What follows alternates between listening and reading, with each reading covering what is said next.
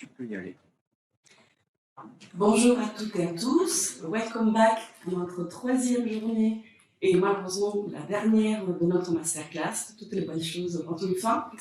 Nous avons l'immense plaisir d'accueillir Léa Stiefel, j'ai bien prononcé, c'est parfait, et elle nous fait vraiment l'immense plaisir de venir de Lausanne. Elle va nous parler des plateformes décentralisées dans le monde agricole. Elle va donc inaugurer cette troisième journée avec nous. Je laisse la parole à Léa pour qu'il puisse la présenter. Donc, moi je vais vous présenter un petit peu plus en détail du coup le passif de Léa. Donc Léa est doctorante en fait à l'Institut des sciences sociales de l'Université de Lausanne, comme a précisé Sylvia, et elle est affiliée au laboratoire d'études des sciences et des technologies. Mais elle est également ethnographe. Donc tes recherches portent sur les plateformes de partage de données et leur architecture socio-technique, et notamment tu entreprends dans un dialogue dans un dialogue entre sciences sociales et informatique. Tu as notamment aussi co-organisé avec ton collègue James Bess, j'espère que je n'écorche pas son nom, de l'Université d'Édimbourg, un atelier sur la gouvernance par les infrastructures tenu encore une fois à Lausanne, en mars 2022 avec une trentaine de contributions. Et cet atelier a notamment marqué la première étape d'une série de collaborations envisagées pour connecter en Europe les différents réseaux intéressés aux questions de gouvernance et d'architecture, de politique et d'infrastructure dans le domaine numérique. Et donc, comme Sylvia nous l'a précisé, tu vas nous parler aujourd'hui de plateformes décentralisées dans le monde agricole. Oui, merci. Alors, est-ce que tu veux ce micro ou est-ce que tu préfères un micro à la main? Je pense que je préfère comme ça je vais essayer de me tenir droite et j'aurai les mains un peu plus libres. Ouais. Alors, je te mets la petite présentation qui va bien. Merci pour cette invitation et pour cette organisation fabuleuse que vous avez tenue sur tous les aspects, logistiques, administratifs, scientifiques, évidemment. Donc, merci pour me recevoir. Et j'ai eu un grand plaisir de suivre les interventions de ces riches interventions ces 2 derniers jours.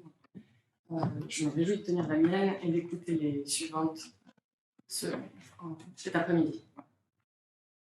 Donc, tu peux commencer. Merci. Alors aujourd'hui, je vais vous faire entrer dans les coulisses d'un projet de conception et de développement d'une plateforme distribuée ou en pair à pair pour le partage des données. Cette plateforme, dont j'ai suivi les développements dans le cadre de mon travail de thèse, de mon travail de terrain de thèse, a émergé fin 2017 dans le secteur agricole suisse. Elle s'est achevée à l'été 2019 par sa mise en production sous la forme d'un prototype opérationnel. En pénétrant dans les coulisses de sa conception et de son développement, nous comprendrons ce que peut signifier concevoir une telle plateforme distribuée. Nous en comprendrons également les défis et les enjeux. Il sera question de conception, mais aussi de gestion de projet, de travail d'équipe, de lutte et de stratégie. Autant de sujets qu'il me semble important d'aborder avec vous si vous envisagez, après vos études, de participer à des projets de construction de systèmes ou même de les diriger. Ma présentation sera donc orientée vers un objectif pratique, mais pas seulement.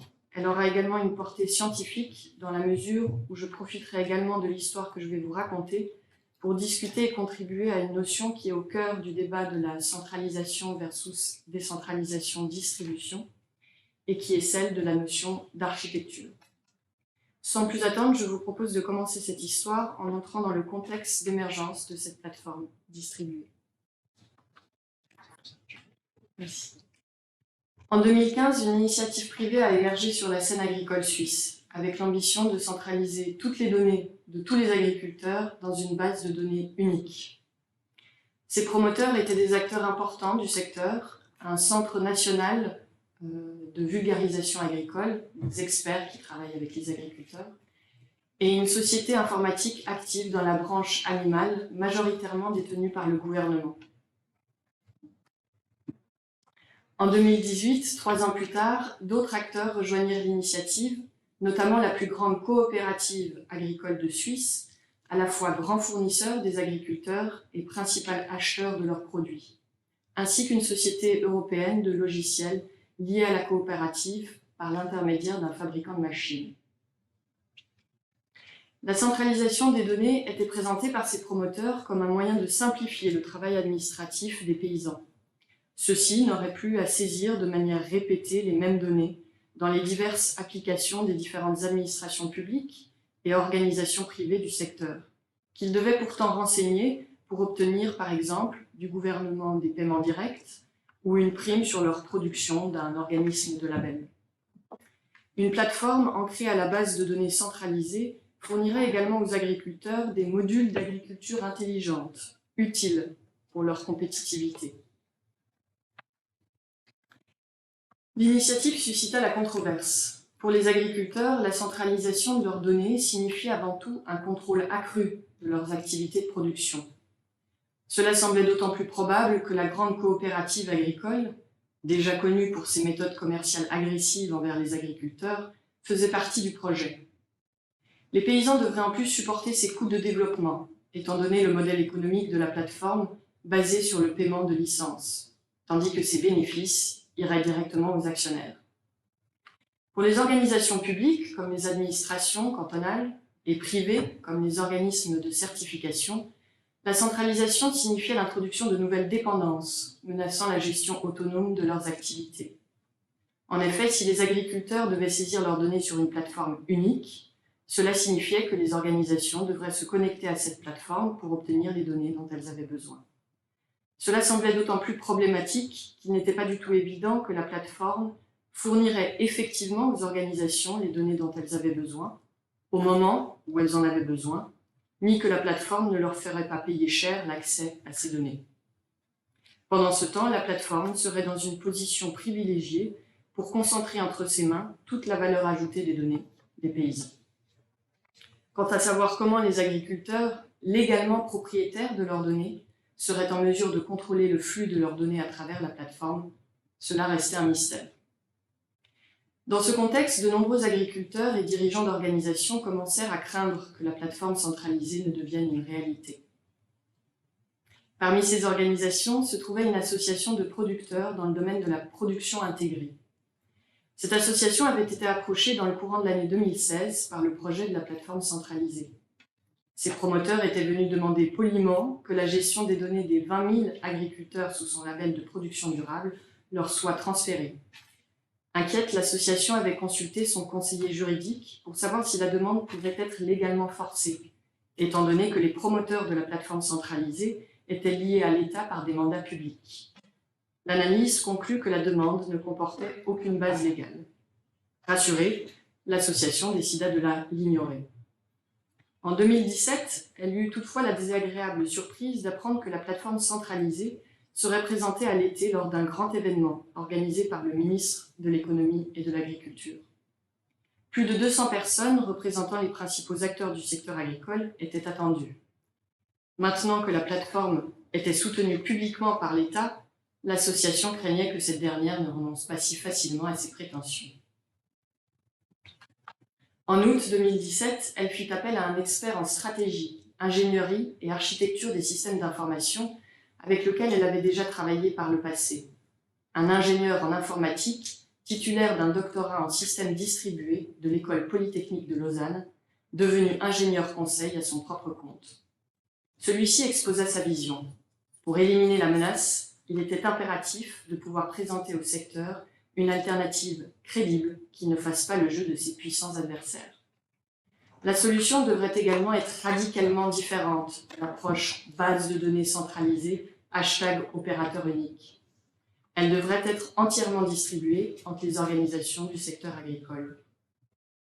La proposition fut acceptée par l'association, rapidement rejointe par un important organisme de coordination des contrôles, appartenant à plusieurs associations de producteurs, représentant ensemble plus de 50% des agriculteurs suisses.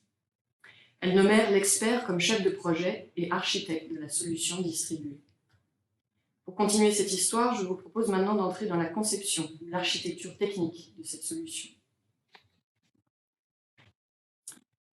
Pour l'architecte, le problème de la charge administrative pesant sur les agriculteurs devait trouver une solution, mais une solution qui préserve la souveraineté des organisations sur leur système d'information et les données dont elles sont responsables.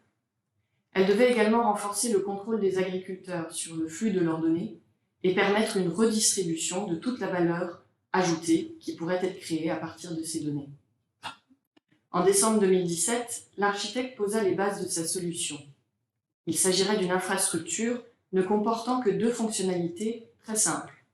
Pour les organisations, transmettre des données, et pour les agriculteurs, autoriser la transmission de ces données.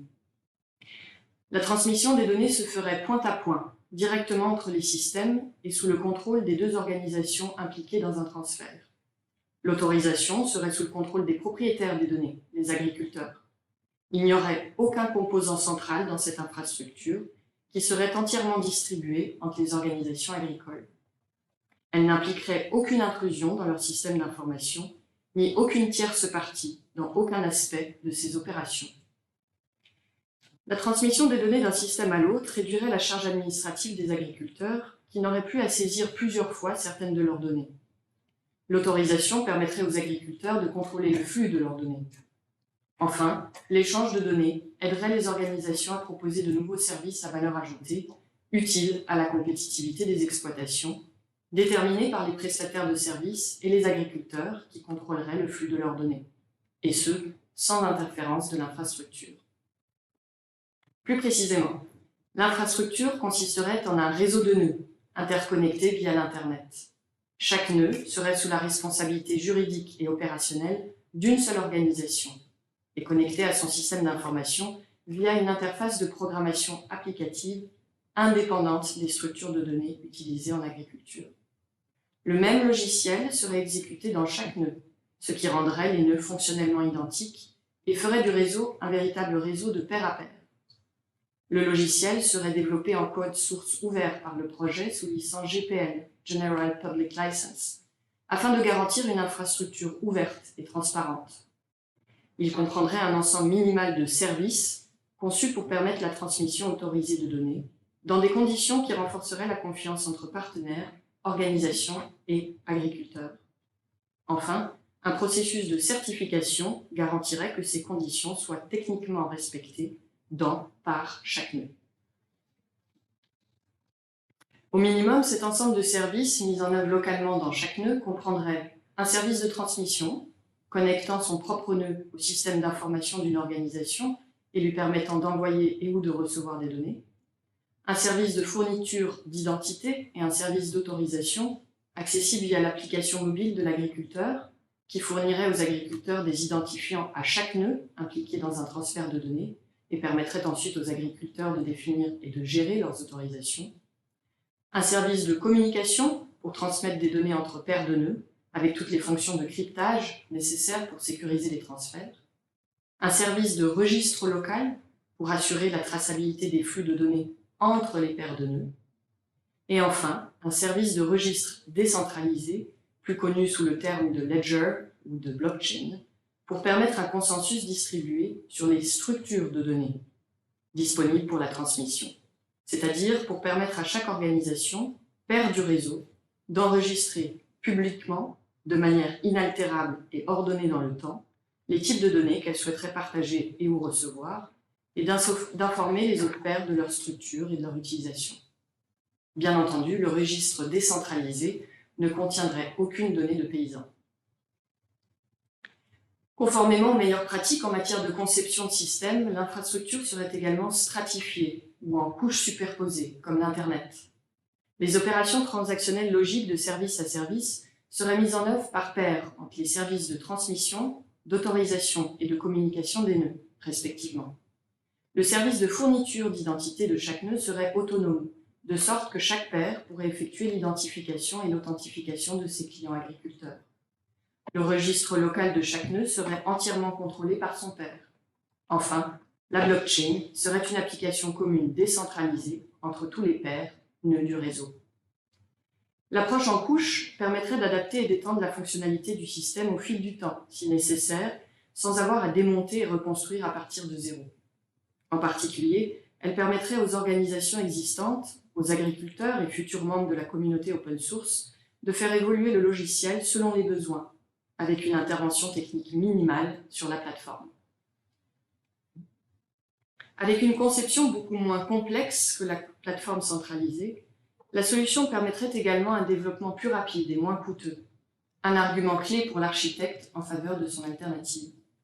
Il estimera son coût 6 à 8 fois moins cher, soit 800 000 francs suisses ou 750 000 € pour une première version productive de la plateforme distribuée, contre les 5 à 7 millions de francs suisses prévus pour la plateforme centralisée sur la période 2018-2024.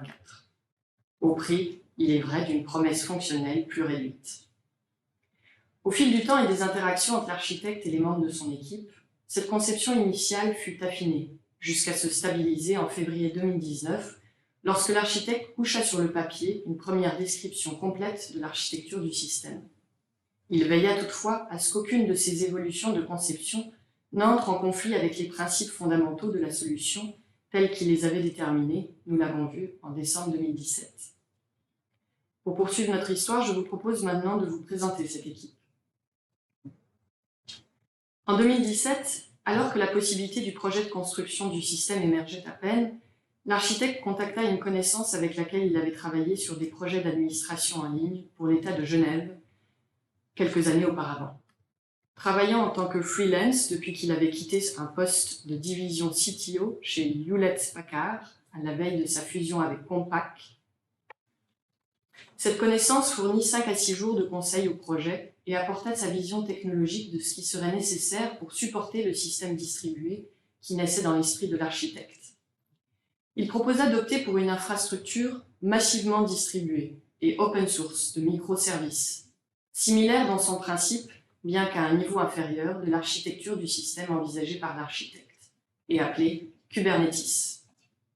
Pour mettre en œuvre le consensus distribué sur les structures de données, le service blockchain, il proposa de s'appuyer sur un autre projet open source appelé Hyperledger Fabric, qui fonctionnait également sur Kubernetes. Lorsque le projet démarra, il fut nommé technologue en chef.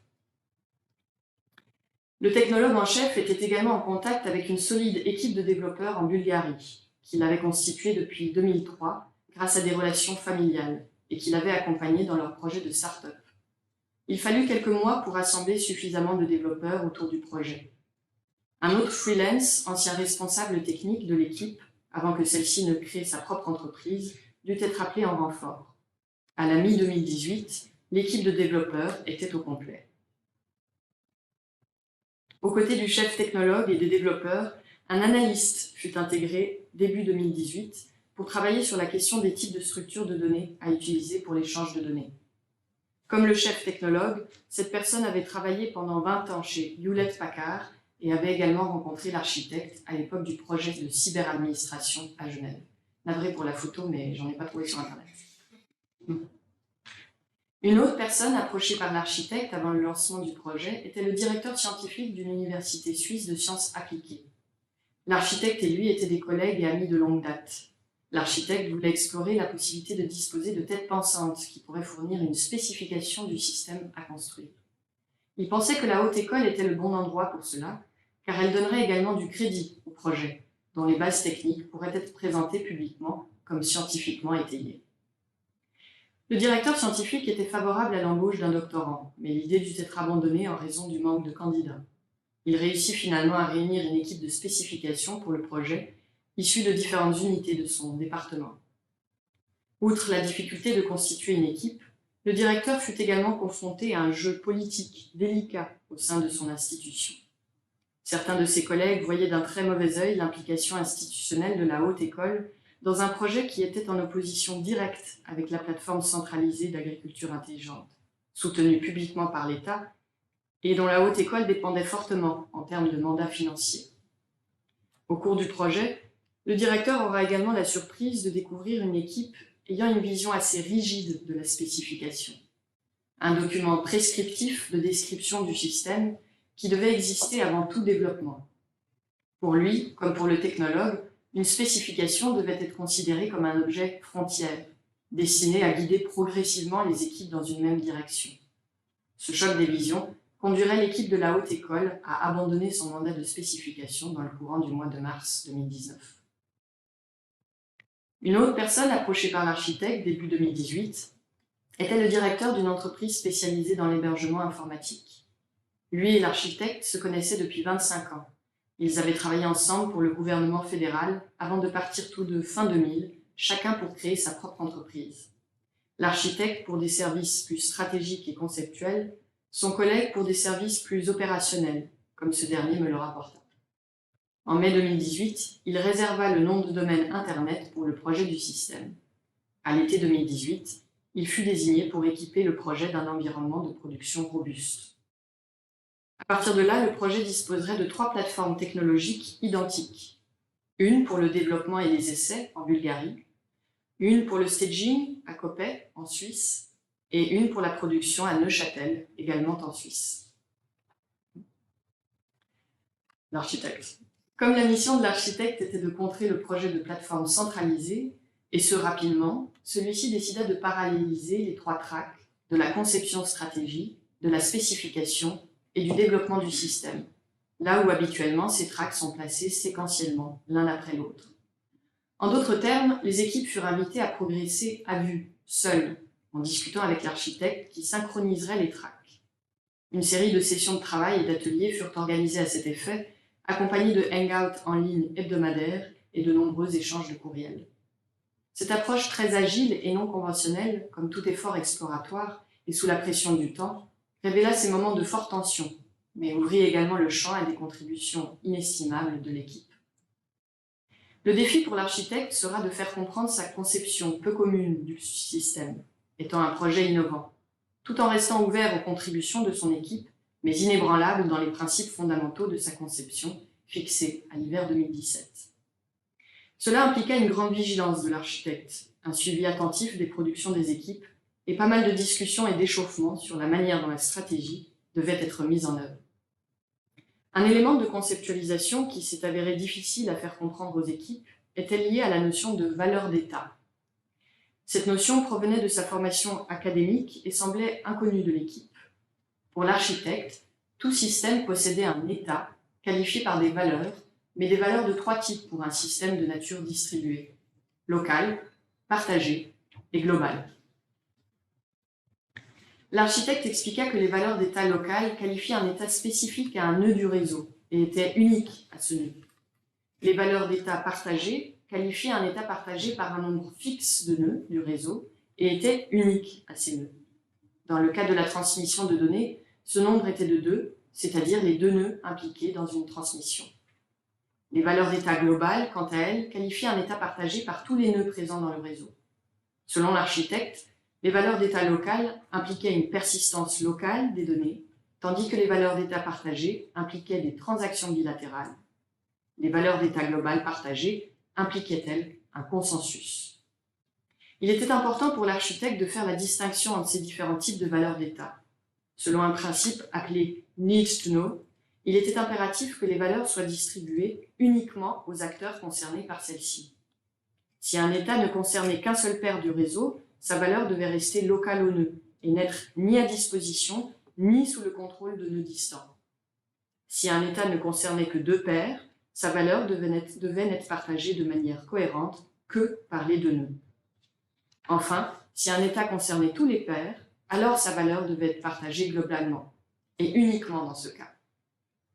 Cette vision fixait pour l'architecte une contrainte de conception que le développement ou la spécification du système ne devait pas violer. Si les équipes semblaient comprendre cette vision en théorie, elle semblait parfois être rapidement oubliée au profit d'une vision guidée par les solutions clés en main offertes par les technologies disponibles. Un membre de l'équipe de spécification suggéra ainsi en décembre 2018 d'utiliser la blockchain pour stocker les transferts de données et les autorisations des agriculteurs sur ces transferts. L'architecte faillit tomber de sa chaise. Ils en avaient parlé à maintes reprises. Voici des valeurs d'état qui ne devaient être partagées qu'entre les 2 nœuds du réseau directement concernés par une autorisation et les transferts ultérieurs. Quelle raison impérieuse y aurait-il à gérer cette valeur avec une blockchain, c'est-à-dire de fabriquer un consensus sur ce transfert? Les transferts de données et les autorisations étaient des informations sensibles. Les organisations, paires du réseau, devaient avoir les moyens de contrôler, chacune pour elle-même, ces opérations, et si nécessaire, pouvoir prouver que les choses s'étaient déroulées selon la volonté de chaque partie. L'organisation B avait demandé à recevoir ces données de l'organisation A. L'agriculteur avait autorisé ce transfert. A avait envoyé les données à B, qui en avait confirmé la réception. Une transaction avec échange de clés publiques-privées garantissait, par sa mise en œuvre relativement simple, une exécution sécurisée de ces processus et un contrôle des résultats par chaque participant à l'échange. La blockchain, en plus d'être coûteuse, inutilement complexe pour résoudre un tel problème, était également susceptible de compromettre le processus. L'équipe connaissait bien les problèmes des généraux byzantins, défaillance du réseau, majorité qualifiée douteuse, etc. Les occasions de saper le consensus, et donc le processus et ses résultats, étaient nombreuses, sans parler de la controverse politique qu'une déclaration du type « Toutes les données des agriculteurs sont gérées dans une blockchain » ne manquerait pas de provoquer. Poursuivons notre récit en déplaçant désormais la focale sur le réseau des acteurs du secteur agricole. Lorsque le rapport de la consultante juridique parvint à l'association à l'été 2016, concluant à l'absence de base légale pour la demande des commanditaires de la plateforme centralisée qui souhaitaient que l'association leur remette ces données, celle-ci s'entreprit de s'entretenir avec l'Office fédéral de l'agriculture à propos de la démarche à la limite de la légalité de la plateforme centralisée. L'architecte, qui travaillait alors pour l'association dans le cadre d'un mandat qui visait à définir comment les ressources informatiques de l'association pouvaient être utilisées de manière stratégique, participa à la réunion. Il présenta sa vision de la plateforme centralisée. Non seulement l'initiative n'était pas réalisable, mais elle n'avait aucune base légale, était excessivement coûteuse, menaçait le bon déroulement des activités et donc l'existence même des organisations du secteur agricole, mais aussi celle des agriculteurs qui seraient soumis à une pression accrue de la part des grands distributeurs. L'Office fédéral de l'agriculture était connu pour défendre publiquement une approche ouverte de l'échange de données dans le secteur agricole, basée sur des logiciels libres et open source. Il fit valoir que l'association était prête à élaborer et à publier un concept ouvert au nom de l'Office. Les représentants de l'Office répondirent poliment en laissant entendre qu'ils n'étaient pas intéressés. Après avoir rencontré l'administration fédérale, l'architecte prit l'initiative de rencontrer l'Union suisse des paysans, un acteur important de la défense professionnelle, qui avait manifesté son intérêt à rejoindre les actionnaires de la plateforme centralisée. Il utilisa la même stratégie, tenter de les détacher de la plateforme centralisée par l'argumentation. Rencontrer des acteurs clés et argumenter contre la plateforme centralisée était une chose, mais il était peu probable que cela suffise à stopper le projet de la plateforme centralisée, mandat de l'architecte. En décembre 2017, le projet de concevoir une alternative fut lancé, malgré le manque d'intérêt manifesté par l'administration fédérale, empêtrée dans ses partis pris. L'association de producteurs et l'organisation de coordination des contrôles devaient faire cavalier seul avec leurs moyens financiers. Cela pourrait tenir un certain temps, mais il faudrait trouver d'autres organisations pour investir et rendre l'alternative durable. Et pour cela, il fallait mobiliser l'attention du secteur agricole. L'architecte définit sa stratégie. Il allait falloir monter sur scène et démontrer publiquement l'approche alternative. En février 2018, l'équipe de projet réussit à se faire inviter à présenter son alternative en face à face avec la plateforme centralisée d'agriculture intelligente à Berne, capitale de la Suisse, et devant une centaine de représentants d'organisations publiques et privées du secteur agricole. Cette fois, l'événement était organisé par une association de producteurs dans le domaine du lait qui souhaitaient en savoir plus sur l'alternative avant de s'engager dans l'un ou l'autre des projets. Parmi les participants figuraient des représentants de la recherche agricole, des administrations fédérales et cantonales, des coopératives, des associations professionnelles, des organisations publiques et privées des secteurs laitier, animal et végétal, des détenteurs de labels et des prestataires de services, notamment numériques, etc. Le concept de la plateforme distribuée n'avait été déposé que depuis 2 mois. L'événement fut l'occasion de présenter les lignes directrices du projet, mais bien sûr, rien n'avait encore été développé. Il allait falloir montrer l'alternative rapidement et avec les moyens financiers à disposition pour espérer l'adhésion de nouveaux acteurs à la plateforme distribuée, voire le détachement d'acteurs de la plateforme centralisée au profit de la plateforme distribuée. La plateforme centralisée disposait de soutiens importants dans le secteur agricole, d'investissements substantiels et même de l'autorité d'acteurs tels que le gouvernement et l'Union suisse des paysans qui la soutenaient publiquement. Dans ce contexte, le détachement n'allait pas être une mince affaire. De plus, la plateforme centralisée représentait quelque chose de bien connu des acteurs agricoles, précisément la centralisation, contrairement à l'alternative distribuée. La gestion des données des agriculteurs était en effet organisée de manière centralisée, localement par chaque acteur. Chaque organisation disposait de systèmes d'information et de bases de données que les agriculteurs devaient remplir directement. L'échange de données entre organisations était pratiqué dans le secteur, mais selon un schéma maître-esclave, les API dictant par le maître quelles données transmettre, dans quel format et à quel moment. En d'autres termes, le modèle en pair à pair, selon les besoins, sans standardisation des données grâce au principe de consensus distribué sur les structures de données, tel que proposé par l'alternative, était totalement inconnu du secteur. Le projet était innovant. Il allait falloir dévoiler l'alternative, montrer qu'elle pouvait fonctionner, donner à comprendre son fonctionnement, la logique de sa tuyauterie invisible, pour reprendre un concept de Francesca Musini que vous avez écouté le premier jour. C'est ce que l'architecte entreprit. L'idée était de poursuivre des réunions bilatérales d'une part, et d'autre part d'organiser des présentations du projet comme en février, mais cette fois-ci appuyé par des releases de la solution en cours. L'événement de février attira un certain nombre de nouvelles parties intéressées par la solution alternative, notamment des administrations cantonales. Parmi celles-ci, un canton exprima son intérêt à s'engager dans un prototype de la solution. Cela apporta un soutien politique important au projet. En novembre 2018, l'architecte monta sur scène une seconde fois, cette fois avec l'alternative comme seul candidat présenté et devant le même public d'une centaine de représentants d'organisations publiques et privées du secteur.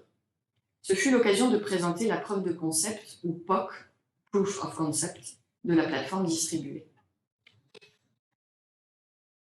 La POC consistait en 4 applications téléchargeables sur Android, une application d'autorisation et 3 applications contenant des structures de données factices conçues uniquement pour tester les fonctions d'autorisation et de transmission de données de la plateforme. La démonstration se concentra sur la partie visible par l'utilisateur, le front-end pour les agriculteurs. Chacun pouvait télécharger les apps sur un mobile Android, créer un compte, autoriser des transferts et jouer à transférer des données. Le back-end de la solution, organisé comme un réseau de nœuds avec son ensemble de services identiques pour chaque nœud, déployé sur une infrastructure Kubernetes productive, n'avait bien sûr pas encore été développé dans sa version finale. Néanmoins, l'événement eut l'effet escompté. De nouvelles parties manifestèrent leur intérêt pour la solution, notamment des fournisseurs de logiciels et de matériel informatique pour le secteur agricole, des administrations cantonales supplémentaires et des organisations du secteur végétal. L'Union suisse des paysans exprima son intérêt à poursuivre l'échange avec l'alternative, en parallèle avec la plateforme centralisée. Le gouvernement fédéral annonça finalement son intérêt à participer à un pilote pour tester le système, si la plateforme centralisée de Smart Farming pouvait être impliquée, par exemple en tant que destinataire test de données. Autre résultat positif, l'architecte fut invité à présenter sa solution et ses possibilités futures, notamment dans le domaine de la traçabilité, lors d'un événement organisé par l'Office fédéral de l'agriculture en mars 2019. Cet événement attira de nouvelles parties intéressées, notamment une grande entreprise suisse de vente en gros et une multinationale de l'alimentation. Ces événements et réunions furent bénéfiques pour la visibilité du projet, qui fut couvert durant la même période par la presse agricole à 3 reprises. Cependant, ils ne se traduisirent pas par des contributions financières au projet, qui avait besoin de fonds pour assurer son développement. L'association et l'organisation de coordination des contrôles restèrent donc les seuls sponsors de la plateforme distribuée.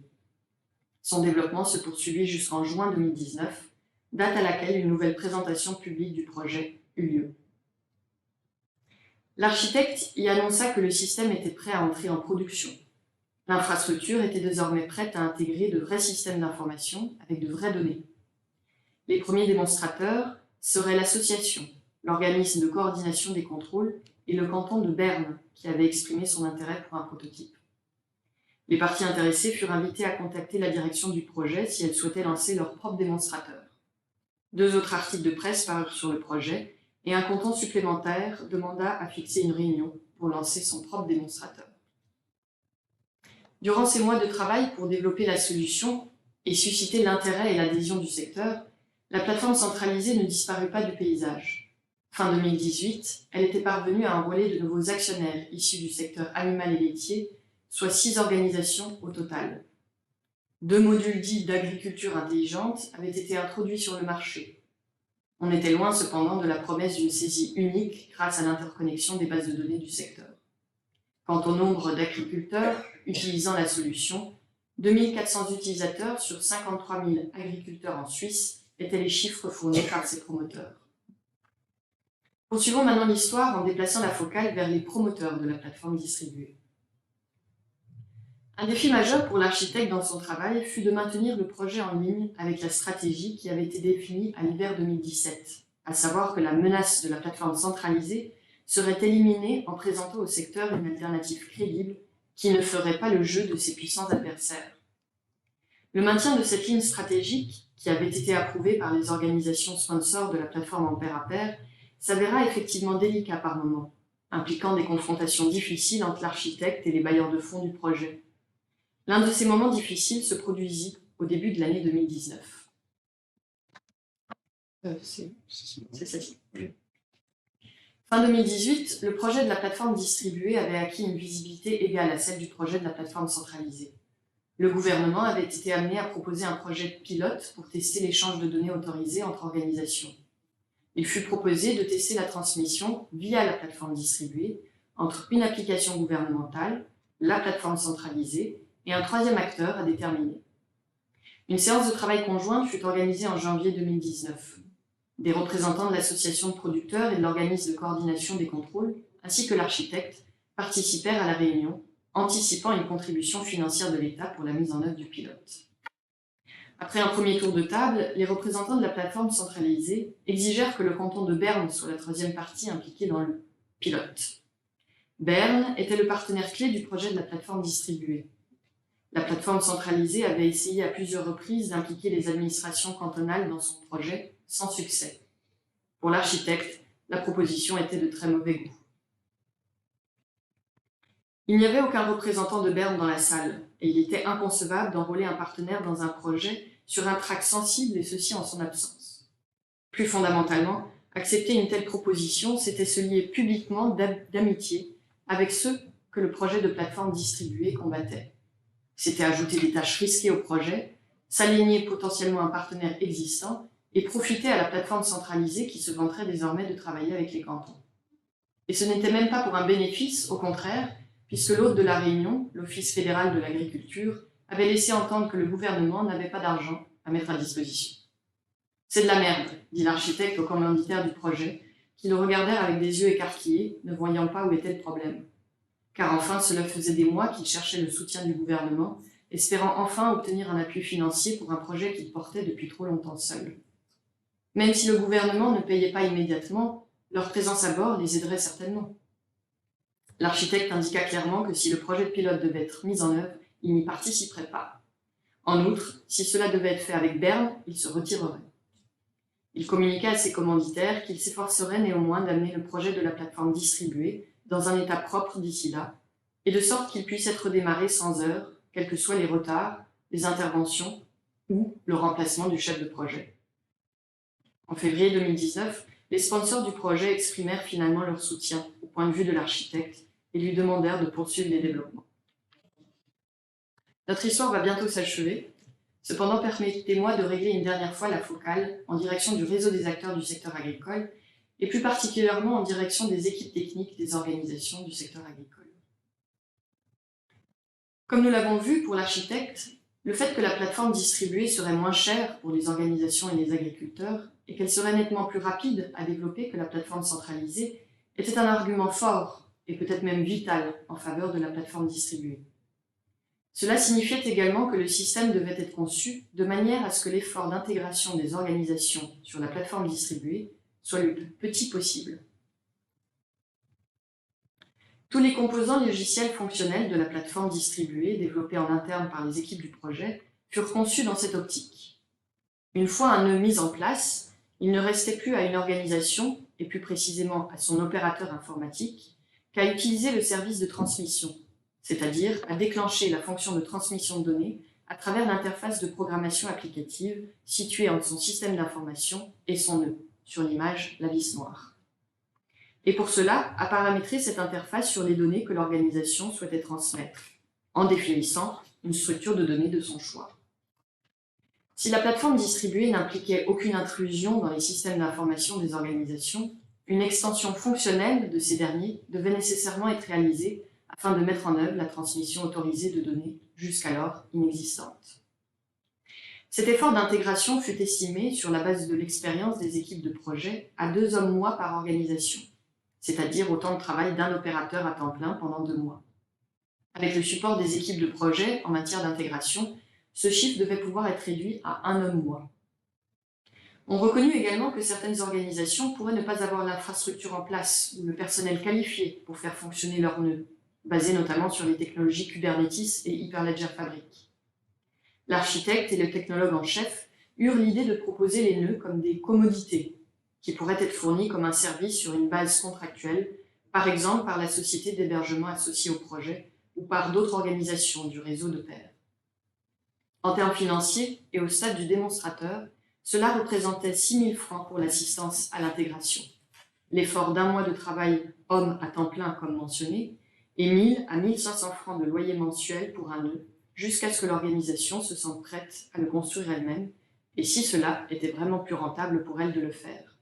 Ces coûts étaient faibles par rapport à ce qui se pratique couramment sur le marché des services informatiques ouverts. Au canton de Berne, le premier à s'être engagé dans le projet offrit de construire et d'exploiter gratuitement l'ensemble de son démonstrateur. Le canton apportait une crédibilité politique d'une valeur considérable à la solution distribuée. En outre, cela permettrait à l'équipe de diriger l'ensemble du processus démonstratif conformément au plan et de mieux soutenir les futurs démonstrateurs. Une partie du travail de l'architecte, en plus d'intéresser et d'enrôler les organisations du secteur, consisterait à rencontrer et à parler avec les opérateurs système de ces organisations, afin de leur montrer quel type d'effort requérait l'intégration et plus généralement de solliciter leur curiosité pour le projet. J'ai personnellement observé l'enthousiasme de ces acteurs lorsque l'équipe leur présentait le projet.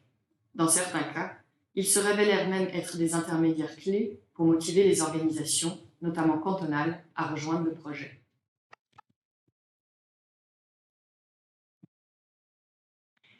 Avec les premiers partenaires, la deuxième phase de développement du projet, le déploiement de la solution en tant que standard ouvert pouvait être envisagé. Dès le début, le projet avait été annoncé comme un projet à but non lucratif. Cependant, les sponsors attendaient que leur investissement soit récupéré. L'allocation des nœuds et le soutien à l'intégration allaient pouvoir être une source de revenus.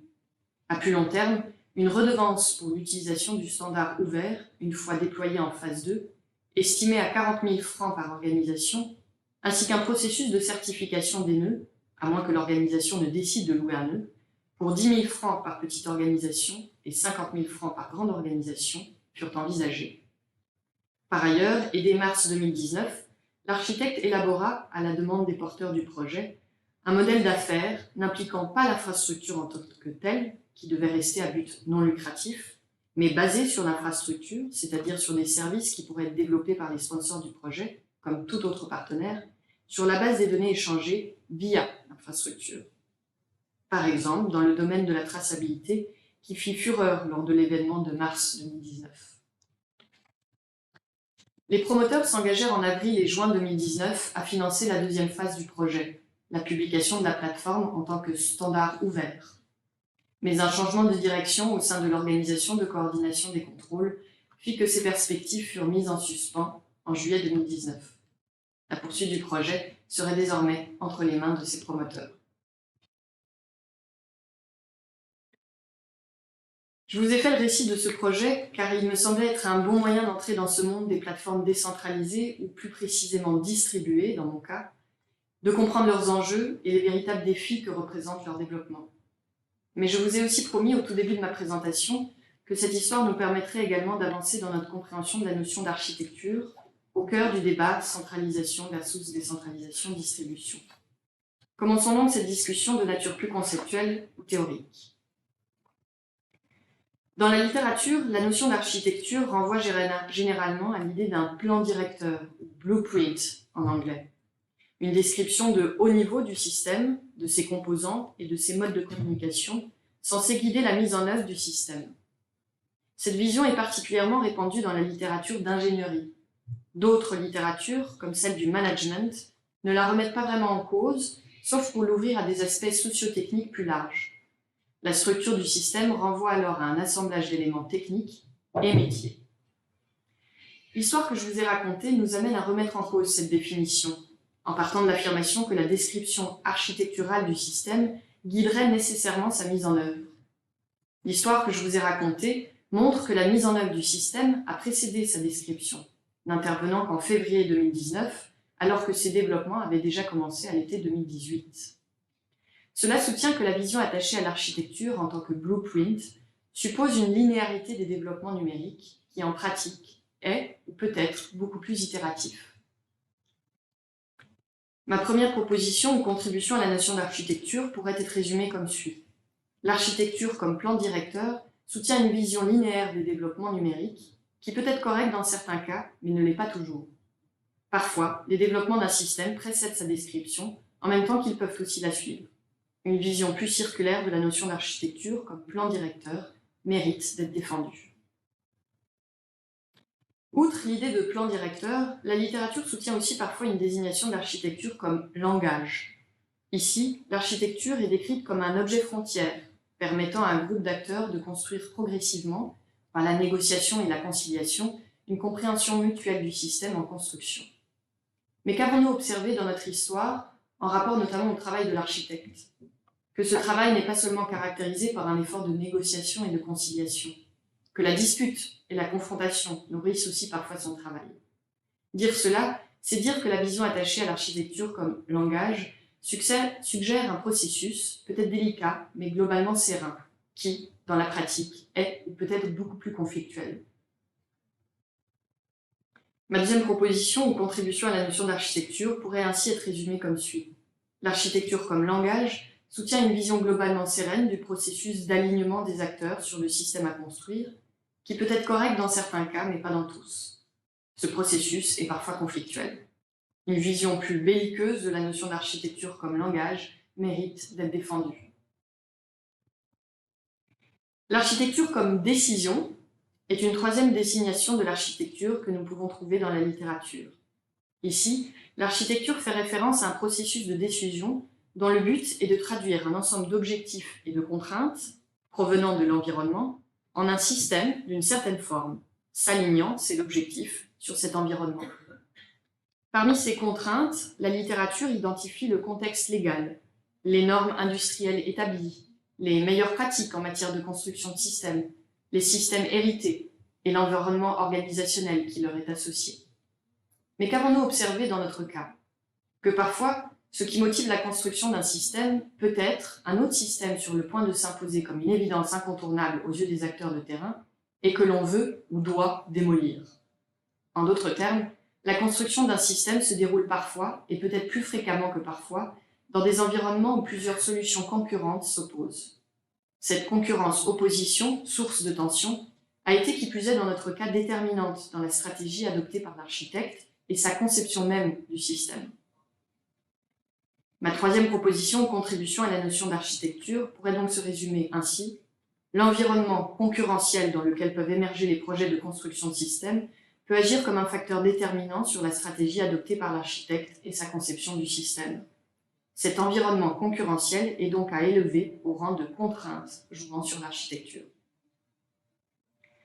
L'histoire que je vous ai racontée est aussi l'histoire d'un projet de système qui s'adressait à tout un secteur et visait la collaboration interorganisationnelle.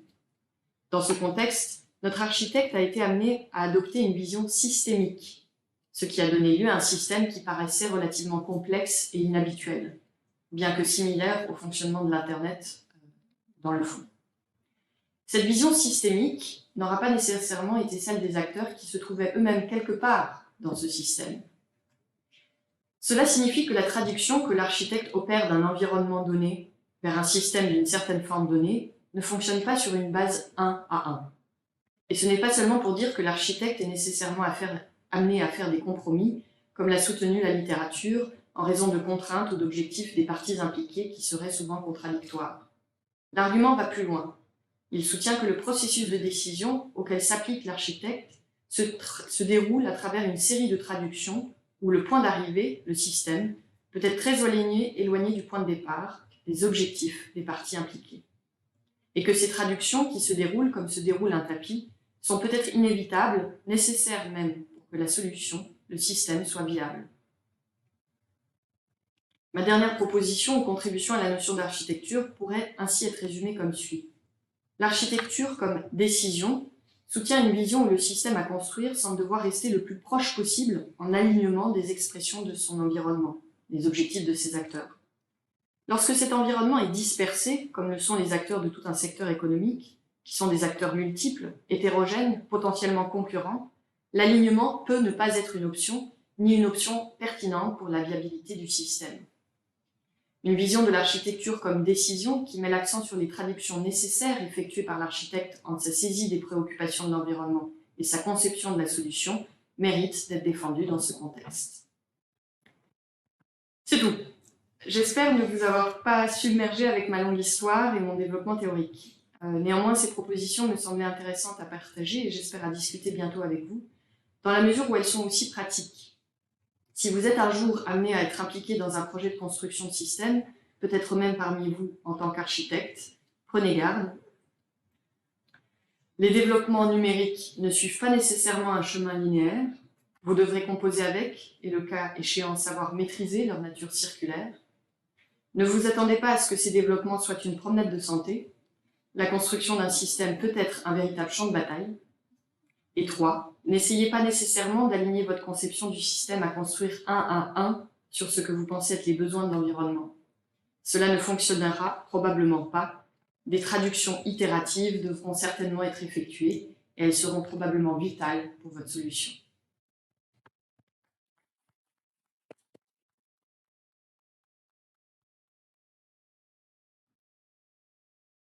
Merci beaucoup Léa pour cette chouette histoire que personnellement je trouvais super claire, super fluide et ça a permis de montrer justement une partie peut-être du métier d'agriculteur qu'on n'imaginait pas forcément. Est-ce que, alors on va passer à la partie questions, la salle des questions. Oui, ça arrive.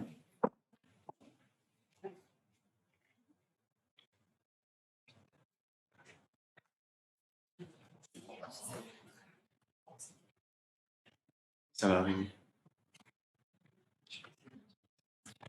Et alors maintenant, c'est juste le temps qui se connecte. Voilà, ça. Tout d'abord, je voudrais vous remercier pour la présentation. J'avais une question. Je voudrais savoir, est-ce que vous connaissez si ce genre de système similaire existe déjà dans d'autres pays ou si ce système peut être mis en France ou dans d'autres pays va être développé? Merci beaucoup pour la question. Alors, j'ai pas de connaissances dans le sens sur certaines statistiques, mais ce que j'observe, notamment dans l'agriculture, dans les initiatives, notamment du Canada que j'ai observé parce que je compte y faire un séjour de recherche, mais aussi aux États-Unis, en Europe, parce que j'ai lu un rapport en fait à ce sujet. Ce qui se dessine en général, c'est le classique de la plateforme centralisée. Donc c'est ce que j'avais dit une fois dans le chat, le modèle de la centralisation comme modèle de gestion des données, c'est quelque chose qui est perçu ou pensé comme un incontournable, une nécessité qui n'aurait pas d'alternative.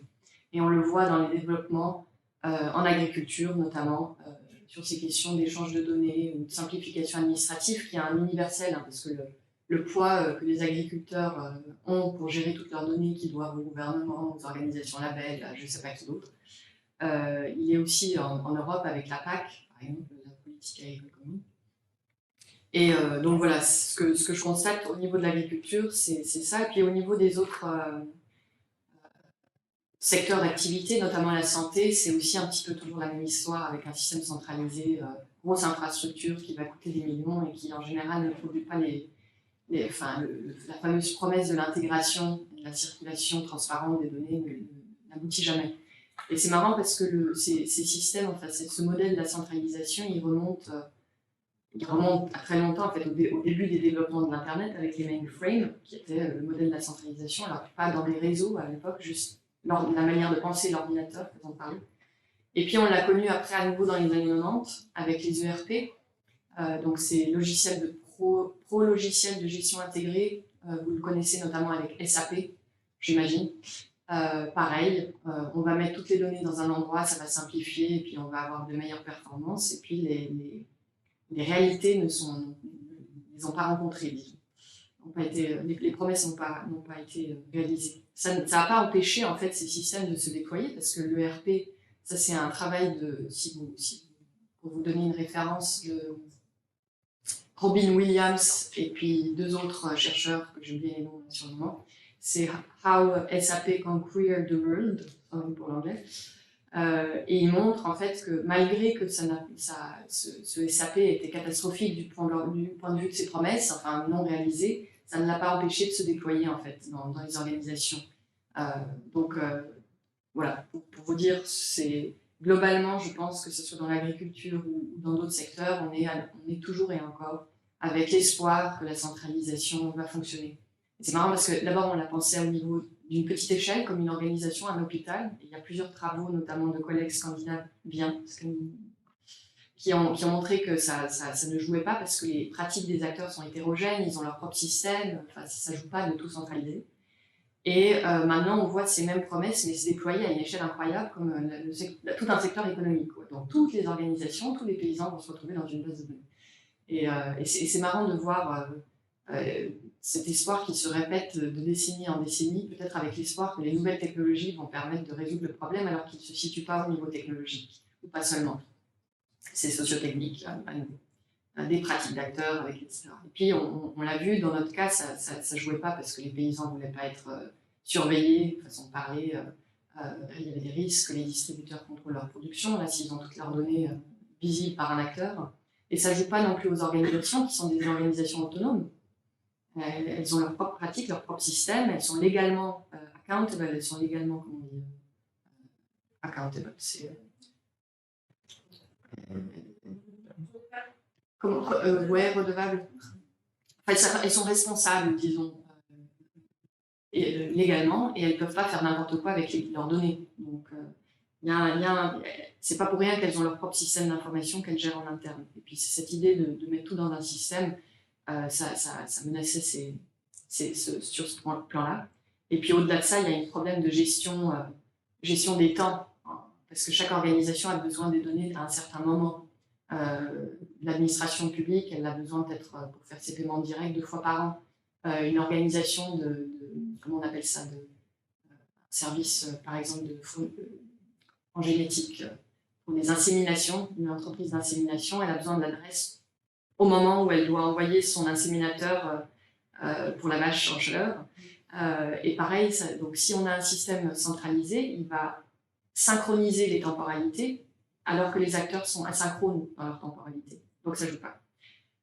Donc voilà, malgré que, à mon avis, et ce qui s'observe dans la littérature et ce que j'ai pu aussi travailler dans mes articles, et notamment avec mon collègue Alain Simbaud, qui est un informaticien, lui, donc qui développe ça d'une manière un peu plus précise sur le plan informatique, malgré que ça a l'air vraisemblablement pas une option, on le voit qui se poursuit dans différentes initiatives, en agriculture, en santé, en Suisse, en France, au Canada, etc.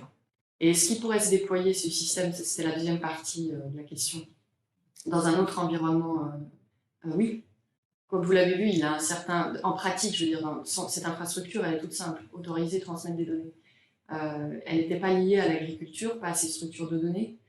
Donc, en principe, elle pourrait être testée, prototypée pour n'importe quel secteur qui a besoin d'échanger des données avec l'autorisation d'un tiers. Ça peut être un paysan dans le cas de l'agriculture, parce que c'est lui le propriétaire des données. Après, ça se discute dans d'autres secteurs, peut-être en santé, on aimerait que ce soit le patient, peut-être pas, parce que est-ce que c'est plutôt le médecin qui devrait gérer ça, c'est des choses à discuter, de la question de la propriété de la donnée, c'est qui, ou de la responsabilité de la donnée aussi. Et puis, même chose pour le secteur de l'éducation, on pourrait imaginer que ce soit l'élève qui autorise la transmission de ces données entre départements. Donc, elle a une comment on dit, c'est pas scalabilité, parce que c'est autre chose, c'est la mise à l'échelle. Elle a une possibilité de se déployer ailleurs. Est-ce que j'ai bien répondu à la... N'hésitez pas à revenir sur les questions, parce que des fois, on retient un mot-clé, et puis c'était pas vraiment l'intention de la question. J'aime pas si je dois revenir.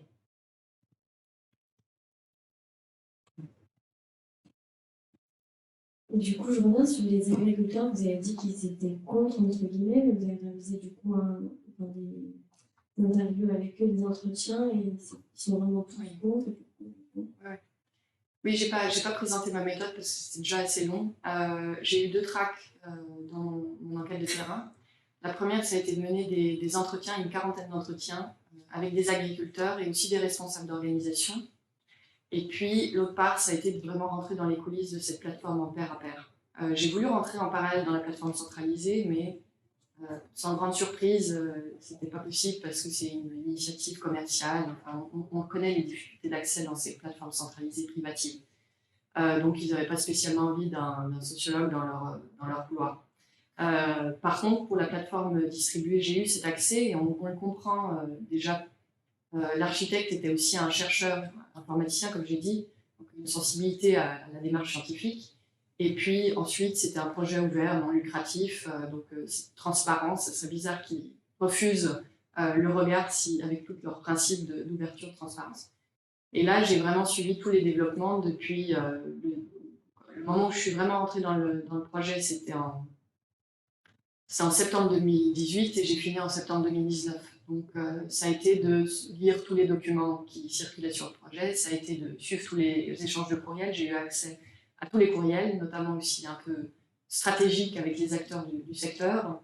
Donc, quand je parle de coulisses, c'est vraiment les coulisses. De faire des interviews avec le chef de projet et puis les parties prenantes, enfin les membres de l'équipe.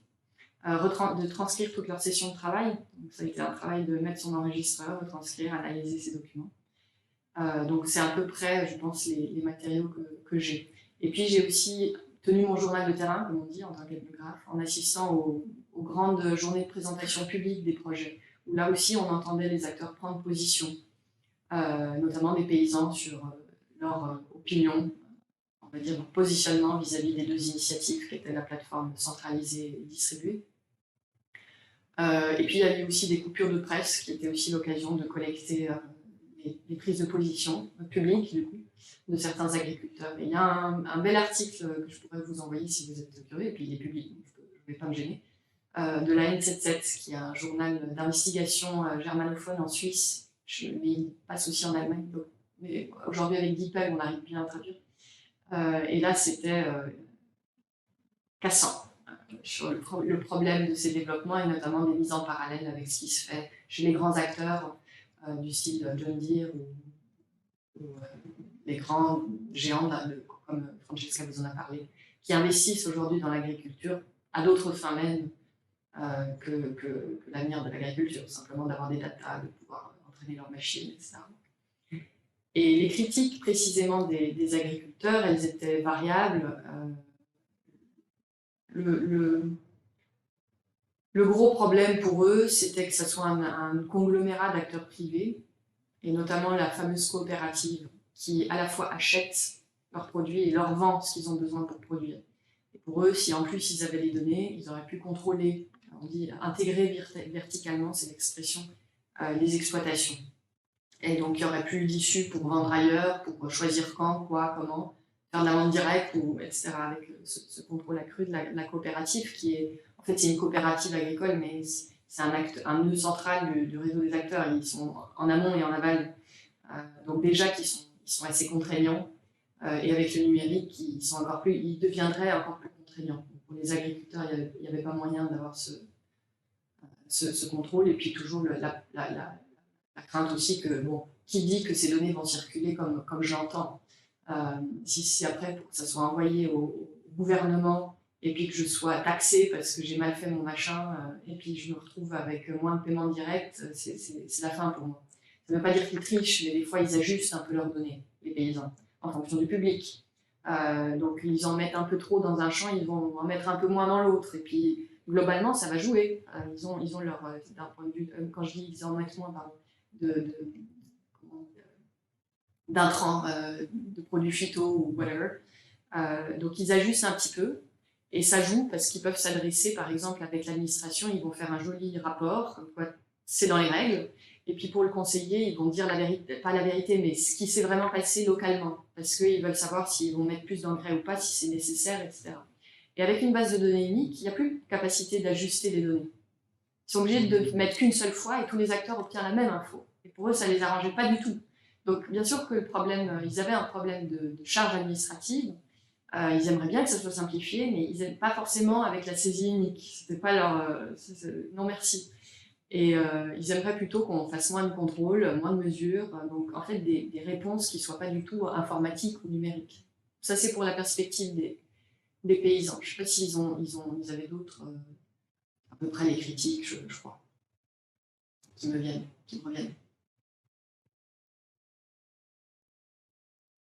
Je vais vous poser ma question.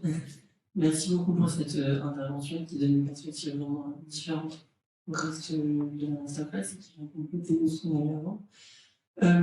C'était des agriculteurs artisanaux ou industriels qui ont participé à votre étude? Alors en Suisse, les paysans sont massivement des petites exploitations familiales, avec à la fois culture, à la fois élevage diversifié. Donc on n'a pas vraiment, on doit en avoir quelques-unes peut-être en Suisse occidentale, sur plateau, de grandes exploitations, mais c'est pas le modèle de la grande exploitation industrielle à l'américaine ou au Canada ou à l'Australie. Donc c'est un profil particulier de paysans. Et il y a 10 ans peut-être, je suis pas sûre de mes chiffres là, ils étaient 120 000 et aujourd'hui ils sont plus que 53 000. Donc ça, malgré tout, les exploitations nombreuses diminuent et puis leur taille augmente un peu. Mais ça reste, je ne pourrais pas vous dire combien d'hectares, mais ça reste des petites structures. Du coup, la définition d'agriculture artisanale, elle dépend de la taille en hectares de leur exploitation? En fait, j'ai réagi comme ça, mais je ne connaissais pas l'expression agriculture artisanale. Du coup, peut-être j'ai pas compris ces questions. Qu'est-ce que tu veux dire? Justement, si vous avez une définition différencier les deux. Artisanale, j'avais jamais entendu parler, donc j'aurais de la peine à réagir là-dessus. Effectivement, la seule opposition que je connais, c'est grandes exploitations industrielles ou petites exploitations familiales. C'est plutôt en ces termes. Et dedans, il y a effectivement des agriculteurs en bio. C'est le modèle de certification où le label IP Suisse, la coccinelle que vous avez vu, qui a soutenu le projet de la plateforme distribuée. Et puis voilà, sinon ils respectent les règles données par le gouvernement sur notamment les prestations écologiques requises, un peu comme la France. C'est tout ce que je pourrais dire, parce que l'agriculture, comment vous avez appelé ça déjà? Artisanale. Après, peut-être ça pourrait renvoyer aux exploitations, les nouveaux entrants de l'agriculture, la gentrification, et puis, mais on n'a pas trop ça en Suisse. Ça reste très gouverné pour devenir paysan et agriculteur. Il y a un certain CFC, je crois, je ne sais plus si en France vous connaissez. Bref, il y a une sorte d'apprentissage. Les règles aussi pour la transmission des exploitations, ça se fait plus simplement dans la famille que passage hors de la famille, et c'est aussi un modèle financier qui est pensé pour politique, notamment lié aux questions des impôts. Si on change l'exploitation à un lieu pour vivre, on y perd beaucoup. Donc les paysans préfèrent garder l'exploitation et la transmettre si possible, aussi parce que c'est du patrimoine presque familial, la transmettre aux plus jeunes. On n'a pas trop de pratiques, on a peut-être des pratiques agricoles, mais qui ne s'appellent pas du tout des exploitations, des pratiques agricoles artisanales qui viendraient d'autres milieux. Et puis aujourd'hui, de toute façon, c'est extrêmement régulé, réglementé, et je ne pense pas qu'on a tant d'opportunités à faire les choses comme on veut. D'ailleurs, c'est une des grosses tristesses, ou ça a été une des grosses tristesses pour les paysans qui se représentent comme des entrepreneurs. C'est des entreprises, entrepreneurs, libres entrepreneurs de faire des choix. Et puis, depuis à peu près les années 90, avec la politique agricole, il n'y a pas de choix, en fait. Tout est plus ou moins cadré, dicté. Et le numérique, peut-être, n'arrange pas des masses là-dedans. Merci. Et j'aurais une deuxième petite question. Tout à l'heure, vous avez parlé avec Axel de la participation qu'avaient certains agriculteurs à partager leurs données. C'est de quel type de données qu'il est surtout question? Oui, effectivement, je n'ai pas non plus précisé ces données, c'est une question importante. Il y a les données sont différentes d'organisation en organisation, mais pour vous donner un exemple, notamment avec le gouvernement, l'administration fédérale, on a des données personnelles, donc c'est des données du type adresse, exploitation, nom, prénom, téléphone, enfin donc des choses ordinaires. On a des données de structure qui sont relatives aux cultures et aux animaux qu'on a, à la main-d'œuvre aussi, qui est ce qu'on emploie, et puis beaucoup de données liées au programme, en fait, au programme que la Confédération met en place lié à la politique agricole. Donc ça peut être sur la biodiversité ou sur le respect des animaux. Et c'est toute une série de ces mesures se déclinent en plein de données différentes. Ça peut être carrément la taille de la haie ou l'espace entre les stables, c'est en français ça, les tables, enfin les différents là où les vaches couchent, sorte d'enclos, c'est pas vraiment des enclos. Ça peut être évidemment aussi les quantités de patates, enfin quelles variétés. Sur les animaux, c'est aussi très complexe, on a toute la génétique là-dessus, donc l'ascendance, les valeurs génétiques, etc. Et ça va dépendre, donc la Confédération a ses besoins en données, que les cantons respectent, c'est des cantons qui transmettent ça à la conf, avec des systèmes d'interface maîtrise-là, comme je vous ai dit. Et puis après, on a les organisations du domaine végétal, les associations de producteurs qui vont demander certaines choses, les organisations labels qui ont leurs propres mesures et donc leurs propres demandes de données. Ce ne sera pas la distance entre la haie, mais ça sera autre chose. Et puis les organisations, notamment d'insémination, qui vont avoir d'autres attentes liées plutôt à la production de lait ou des choses comme ça. Donc c'est varié, mais ça comporte en gros 3 paquets qui sont les données personnelles, les données de structure, culture animaux, et les données de programme liées à ce qu'on fait vis-à-vis de l'environnement, la sécurité de l'approvisionnement, des choses comme ça. Du coup, la nature de ces données, c'est pas les agriculteurs qui la choisissent, c'est selon leurs demandes. Est-ce que eux, si ils ont une observation originale qu'ils considèrent comme une donnée qui peut être importante, ils ont le moyen de la faire remonter et à qui? Effectivement, c'est les données qu'ils doivent transmettre. Tout ce travail informatique est très axé administratif. Et c'est pas forcément utile à leur propre production. Certaines choses, oui. Par exemple, j'avais interviewé un paysan qui me disait que la base de données, la BDTA, en fait, c'est la banque de données sur le trafic des animaux, qui a été mise en place en 1996 suite à la crise de la vache folle. C'est une base de données centralisée, comme en France d'ailleurs, je crois que c'est pareil. Et ça répertorie tous les animaux, le trafic, donc où est-ce que la vache se déplace en gros, quand est-ce qu'elle met à bas. Et ils ont toute l'ascendance, en fait, les parents, les enfants, entre guillemets, des animaux. Et ils disaient ça, c'est pas mal utile pour eux, d'avoir ce suivi. Ils ont une autre chose, c'est le cahier des champs, je crois, où ils ont, en papier, par exemple, certains travaillent encore beaucoup avec du papier, ils notent juste l'évolution, ce qu'ils ont fait, les travaux qu'ils ont fait sur les champs, la météo, la croissance de leur culture. Et ça leur est utile d'avoir cette perspective temporelle sur les choses, de voir ce qui a marché, pas bien marché. Donc c'est axé production. Mais globalement, les données qu'on leur demande sont à mesure administrative et d'après eux, enfin, ce qu'ils m'ont raconté, c'est que ça ne leur profite pas. C'est pour ça que c'est chiant, entre guillemets, pour eux. Parce que ça ne leur apporte pas à leur activité de production qu'ils estiment être leur principale activité, c'est d'être dans les champs avec les animaux et de faire bien gouverner, entre guillemets, leur exploitation. Et voilà. C'est comme ça que je pourrais le rapporter. Merci beaucoup. Merci pour les questions. Il est vrai qu'il y a quand même, et puis après je m'excuse, il y a aussi les prestataires de services informatiques, comme vous connaissez en France Isagri, en Allemagne 365 par net, ou en Suisse, c'est des noms, je ne vais pas les citer parce qu'ils ne sont pas connus, des fois peuvent être utiles, mais ils sont aussi largement orientés administratifs. Donc savoir si c'est rouge ou vert, est-ce que ça va passer pour la déclaration des prestations écologiques requises. Je n'ai pas vu tant qui me disaient que c'était précieux.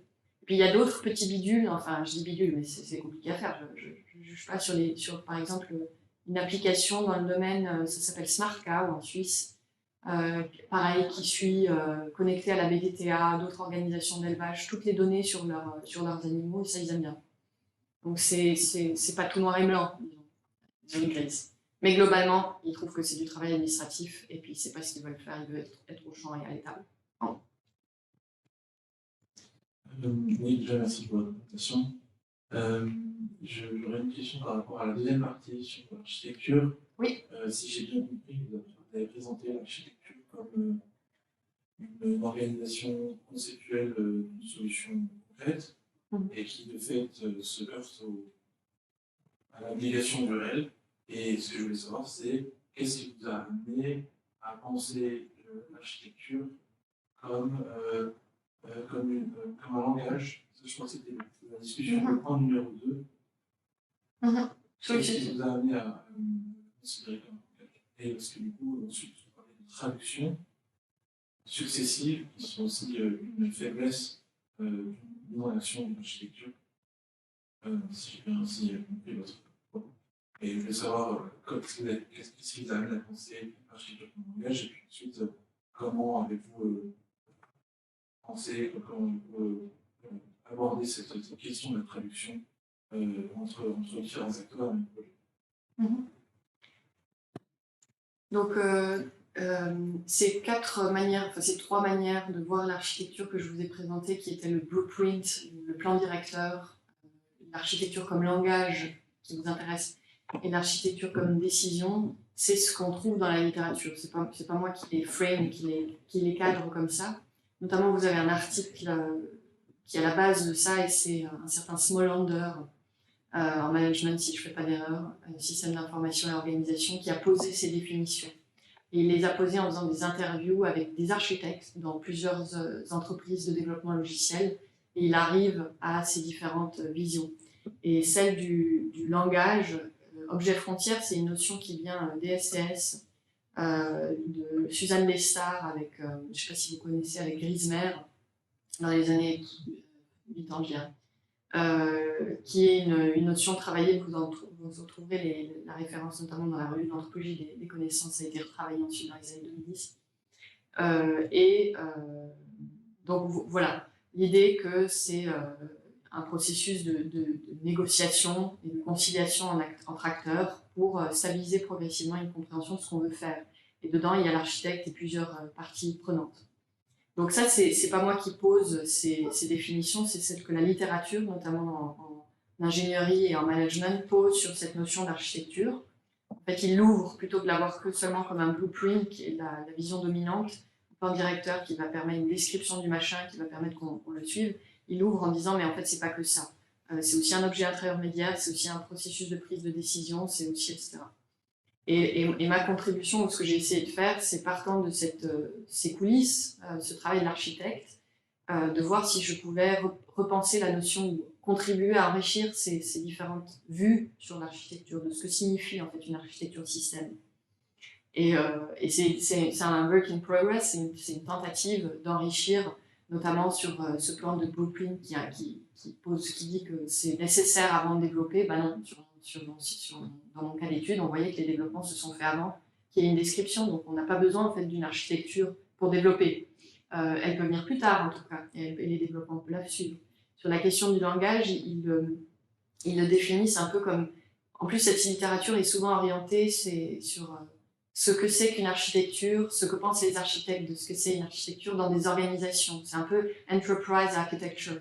Et les enjeux et les disputes ou comment ça se passe, c'est pas la même chose quand on construit un système pour une organisation, pour une entreprise, où on a des décideurs, on a un management, on a des clients, etc., que quand on doit travailler au niveau d'un secteur, avec des organisations qui ne sont pas des amis, les objectifs ne sont pas business, forcément. Il y a des paysans là au milieu, et c'est pour ça que je voulais mettre l'accent sur la question du langage, sur... c'est pas simplement tranquille, on discute ce qu'on veut et on essaye de répondre aux attentes des gens. Ça peut, notamment, ça c'était lié à ma question de la décision, enfin l'architecture comme décision. Ça peut être un véritable champ de bataille, et puis on peut pas faire du 1, on peut pas juste demander qu'est-ce que vous voulez et puis je vous fais un système, parce que le qu'est-ce que vous voulez n'est pas unitaire en fait. On a plusieurs organisations, on a des paysans là au milieu, qui sont multiples, hétérogènes, enfin comme je le disais. Donc, je ne sais pas si ça répond très bien, en fait, peut-être pour le point. Ce que je trouvais aussi intéressant dans l'architecture as decision, c'est qu'ils mettent un ensemble de contraintes qui sont celles auxquelles est confrontée une organisation prise isolément. Par exemple, voilà, il y a le contexte légal qu'il faut considérer, il y a les best practices, les normes industrielles, et ils ne considèrent pas en fait que cette idée que quand on construit un système, comme je disais, on peut vouloir en détruire un autre. Ça peut être le moteur même du projet, ça va guider toute cette stratégie et la conception même du système. On l'a vu pour la plateforme distribuée, sa conception, comment elle a été faite, c'était en opposition diamétralement opposée du système centralisé.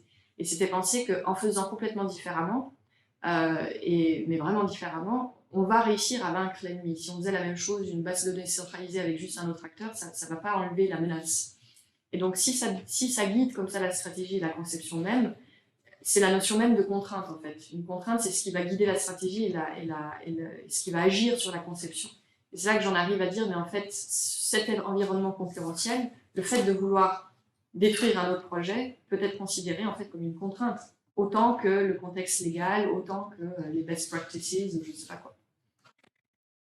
Ça, donc, voilà. Oui. Alors, du coup, est-ce que c'est un travail de médiation entre acteurs? Est-ce qu'il y a de la place pour ce qui est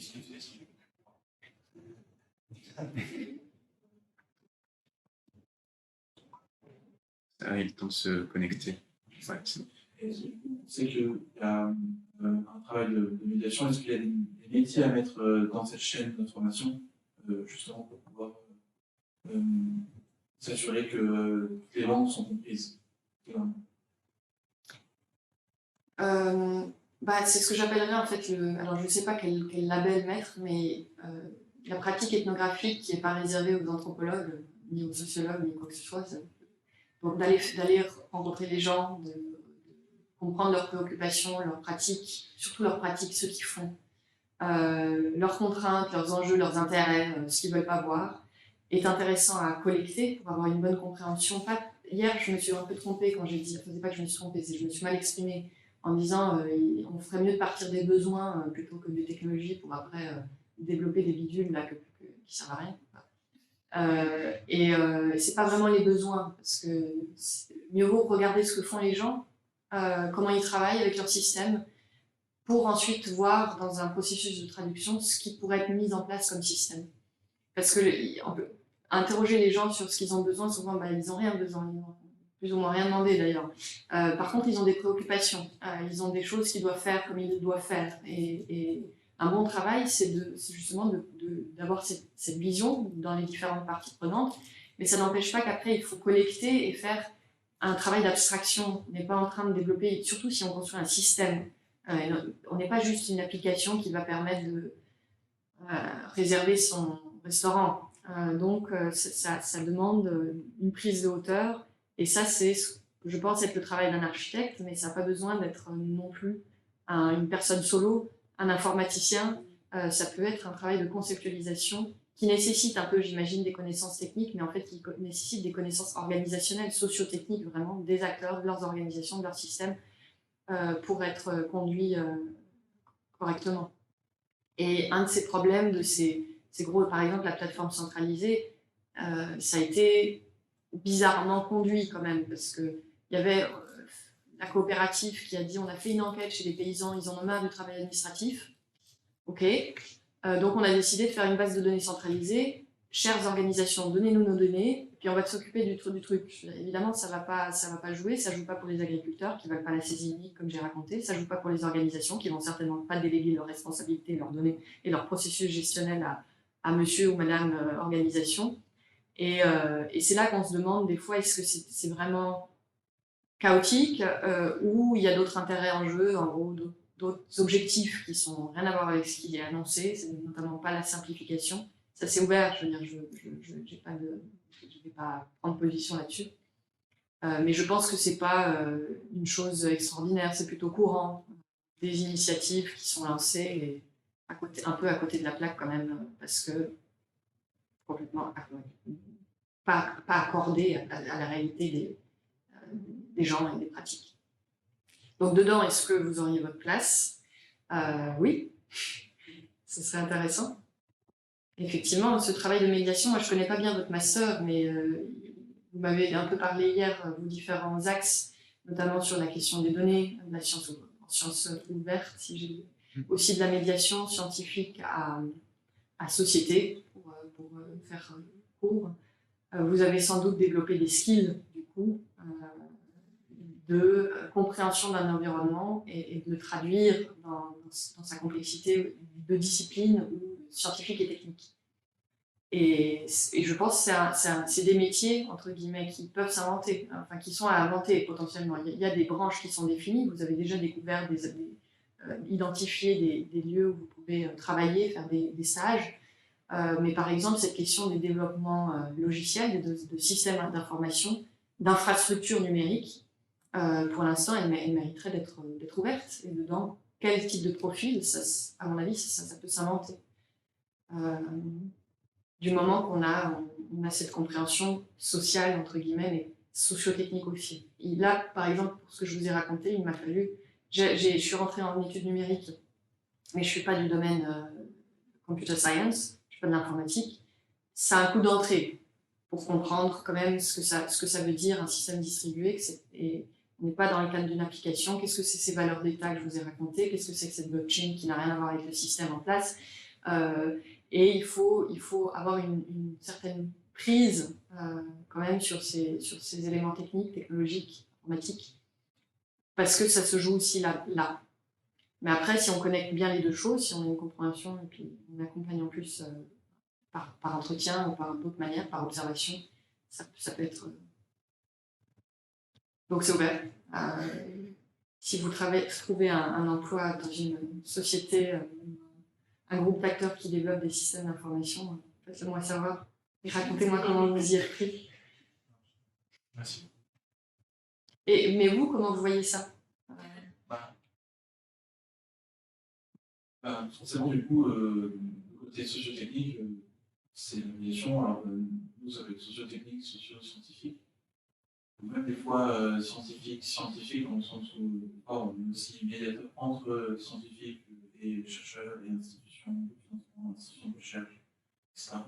Et donc, ce travail de traduction, de compréhension du champ, du lexique, parce que du langage, du système de parlance à quoi ça fait référence. Et de l'autre côté, ça fait aussi partie du bagage qu'on doit avoir à la sortie de semestre. C'est pour ça que j'y avais pas pensé en fait avant votre réponse sur les langages, tout ça. Et au final, il y a forcément beaucoup de similarités avec pas mal de missions dans nos stages et alternances. Donc je pense que ça me parle de votre réponse quand même.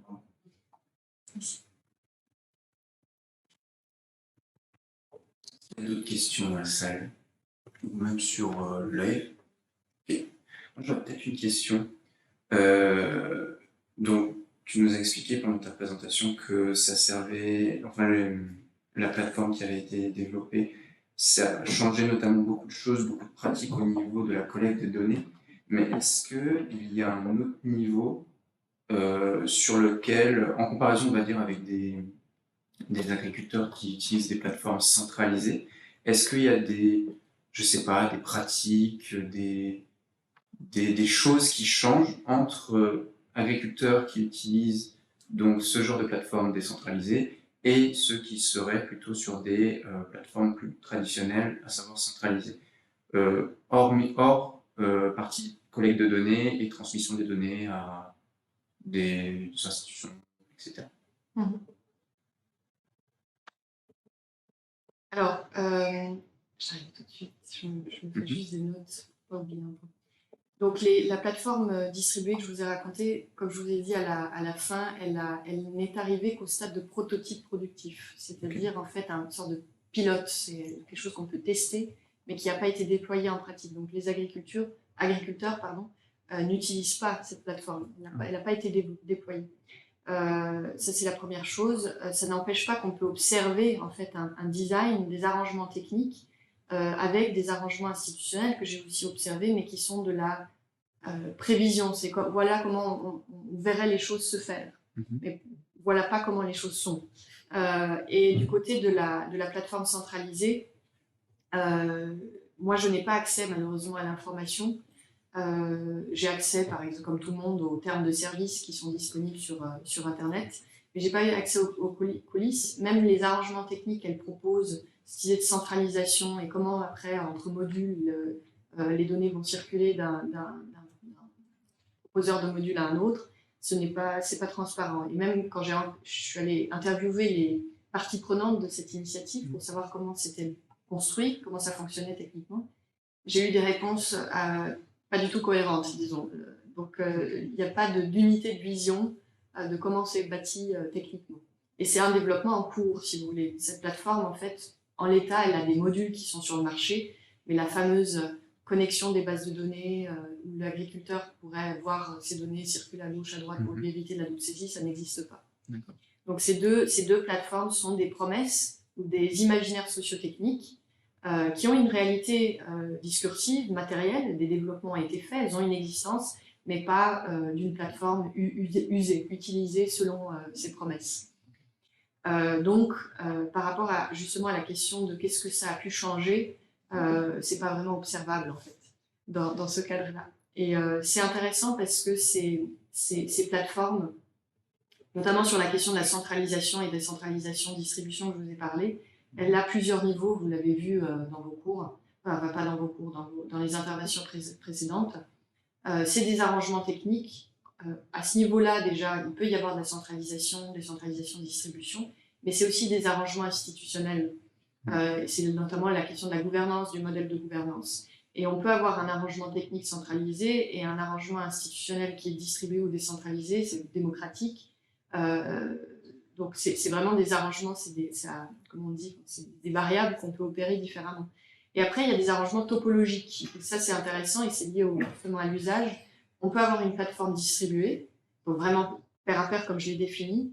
On peut avoir dessus une gouvernance totalement démocratique en imaginaire. Et topologiquement, tout va vers un centre. C'est-à-dire tout le monde, par exemple dans le système pair à pair, on aurait pu imaginer que la plateforme centralisée soit un nœud du réseau. C'était tout à fait possible parmi le gouvernement, son propre nœud, parmi d'autres organisations du secteur, mais que tout le monde demande la data chez le nœud de la plateforme centralisée. Donc, techniquement, la plateforme a été complètement distribuée. Institutionnellement, on aurait pu imaginer une convention collective où ça se négocie avec les agriculteurs et les organisations pour les développements. Et topologiquement, observer une centralisation par les pratiques. En fait. Okay. Et ça, c'est super intéressant si on veut prendre position ou discuter de cette question de la centralisation, décentralisation, distribution, de lire cette question à plusieurs niveaux. Et je pense que ça peut aussi intéresser dans le cadre de votre masterclass. Et puis ça fait écho à ce qui vous a été dit déjà, à ce qui a été dit dans les précédentes interventions. Mais je pourrais malheureusement pas répondre à votre question de qu'est-ce que ça a changé parce que ça n'a pas été. Ok, d'accord. Ça n'a pas été déployé. Je vais poser une question plus sur ton vécu. Tu en as déjà un peu parlé, mais je vais pouvoir te poser la question. Quelles sont les majeures difficultés, je ne sais pas si on peut parler de frustration, mais en tout cas de difficultés de terrain, et quand tu as fait tes interviews, et quelles sont les plus belles satisfactions que tu as eues sur ton travail de recherche sur le terrain? Merci. J'ai pas fait ce travail de comment on dit, de remémoration. Frustration. Il y a eu ce moment où je voulais rentrer aussi en parallèle dans la plateforme centralisée pour faire un vrai contraste plutôt que des spéculations qui sont des spéculations contrôlées, c'est-à-dire basées quand même sur des matériaux. Mais pour une vraie analyse contrastée, par exemple, il aurait été bien de pouvoir rentrer parallèlement dans les coulisses de la plateforme centralisée. Cela dit, je dois quand même dire que c'est un énorme travail de rentrer dans les coulisses parce que chaque jour, il y a des développements, il faut aller mettre son enregistreur, après il faut retranscrire, il faut suivre à gauche, à droite. Donc même en pratique, je ne suis pas sûre que j'aurais pu faire la même entrée dans les coulisses si j'avais dû être sur les deux terrains. Donc ça m'a permis en fait de vraiment rentrer dans le détail de la plateforme distribuée. Le grand plaisir, d'abord c'était de rencontrer cette équipe que je vous ai montré quelques photos. C'était des gens, au départ je ne comprenais rien de ce qu'ils racontaient. Ils m'étaient un peu étrangers aussi, cette équipe d'hommes vieux. En plus, pas forcément, ils parlaient beaucoup en anglais, donc même si, ok, je comprenais. Et au fur et à mesure d'accompagner les développements et de se rapprocher de leurs concerns, en fait. Parce que je suis aussi dans une démarche d'ethnographie très inductive, voire embarquée, qui consiste à dire je vais essayer de contribuer à la littérature, à la science, en partant de ce qui concerne, ce qui préoccupe les gens. Et c'est un défi parce que c'est la démarche inverse que de partir de la littérature des problèmes et d'essayer d'y répondre avec son terrain. Et c'est aussi un peu plus compliqué parce qu'il faut faire valoir que ce qu'on raconte, trouver des moyens quand même de la connecter à la littérature et puis de faire valoir que c'est un intérêt scientifique et pas seulement pratique pour les gens. Or, c'est comme ça que je peux trouver intéressant ce que je fais. Si je dois discuter de la littérature, ok, bon, ça m'ennuie. Par contre, de voir les préoccupations des acteurs, ce qu'ils construisent, ce à quoi ils se confrontent, et ce que je vous ai raconté là, vous avez vu, j'ai essayé de le rendre un petit peu, alors, je ne sais pas si c'est passé, excitant dans le sens où on voit l'autre qui pète les plombs, en fait, où c'est la tension énorme, il y a le temps, il faut vite développer, il y a les sponsors qui font des choses bizarres, après il y a les développeurs qui sont mis sous la pression du temps, il y a le 23 novembre, on doit présenter quelque chose, et il y a cette espèce de comment on dit, excitation que j'ai vécue avec eux et qui a été belle. Et puis l'autre chose qui est aussi une belle chose, c'était quoi les termes que vous avez utilisés? Satisfaction. C'est que je continue ce travail avec l'architecte. Donc, cette personne que j'ai rencontrée, qui était chef de projet architecte, aujourd'hui on écrit ensemble. Donc les articles qu'on produit, c'est à deux, pas tous, hein, mais une partie, de sa perspective de computer scientist et moi de ma perspective de social scientist.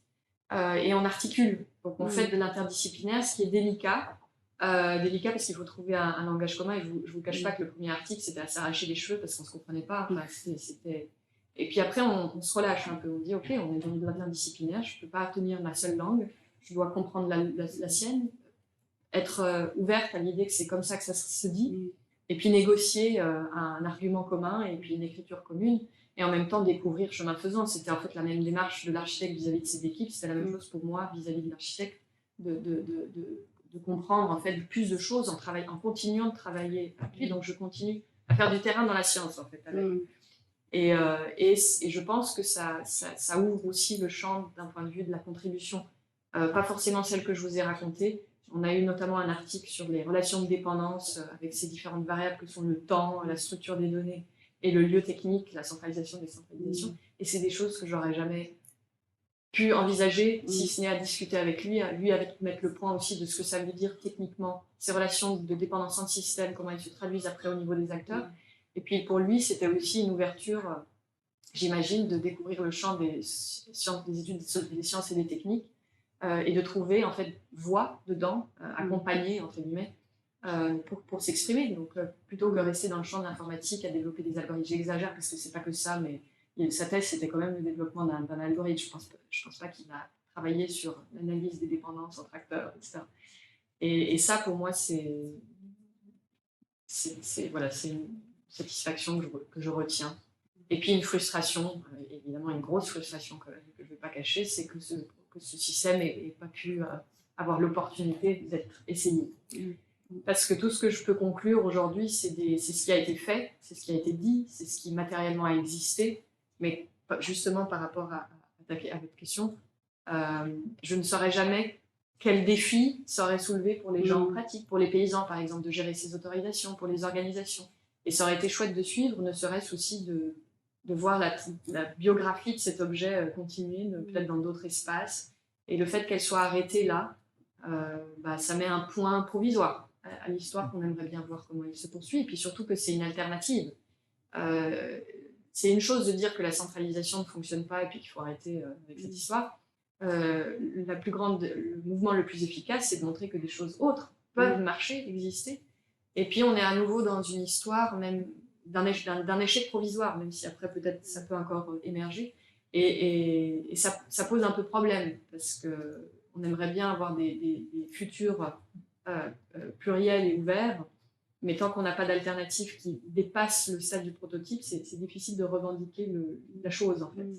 Or, la centralisation pose problème et on aimerait bien montrer qu'autre chose est possible, notamment dans ces plateformes de gestion de données à un niveau d'un secteur, parce que je ne parle pas que la centralisation est un problème à tout niveau, hein. Je m'entends. Donc ça, ça serait quelques points qui me viennent. Je ne sais pas si c'est satisfaisant. Très bien. Tu as déjà répondu à ma deuxième question. Donc, si je comprends bien, donc c'est un projet interdisciplinaire, comme tu l'as dit. Le dialogue entre différentes disciplines, c'est plutôt, tu l'as vécu comme quelque chose de complémentaire et riche, et pas comme un frein. Donc, c'était plutôt positif. Oui, bah, c'est pas un frein, parce que même s'il y a des choses que je veux, notamment des contributions plus de nature ethnographique, de ma discipline, enfin, ce qui n'est pas vraiment l'anthropologie, mais la sociologie, je le fais seule, simplement. Il a pas besoin surtout, c'est mes observations, il n'a pas besoin de s'en mêler, l'architecte, entre guillemets. Mais pour d'autres choses, c'est très intéressant de travailler ensemble, c'est enrichissant. Après, ça a sa difficulté, c'est que ça doit passer le rempart des évaluations. Et j'ai eu, je ne vais pas le cacher, une revue, et puis c'est quand même, qui expliquait que ils nous ont fait travailler pour la première version, et à la deuxième version, ils nous ont dit non, en fait, c'était pour dire que c'était pas assez sociologique. Donc, c'était pas une question de qualité, ou pas seulement de qualité d'écriture, ou je sais pas quel autre point, ou d'arguments intéressants. Au contraire, ils disaient même que c'était original, mais ça passait pas pour une revue de sociologie, punct. Et là, ça devient un peu frustrant, et si vous êtes un jour confronté, ouvrez le champ. On est allé du côté, c'est pas moi qui ai eu l'idée, c'était à nouveau l'architecte, d'aller du côté du management, et du management stratégique, qui intéressait beaucoup, si jamais vous cherchez un champ qui travaille, qui questionne ces objets, et qui nous a, j'ai perdu le fil, mais a accepté notre contribution. Alors que c'est du management, qu'il est en computer scientist, et puis que moi je suis en social science. Et social science, plutôt sociologie à la base. Donc voilà. Merci.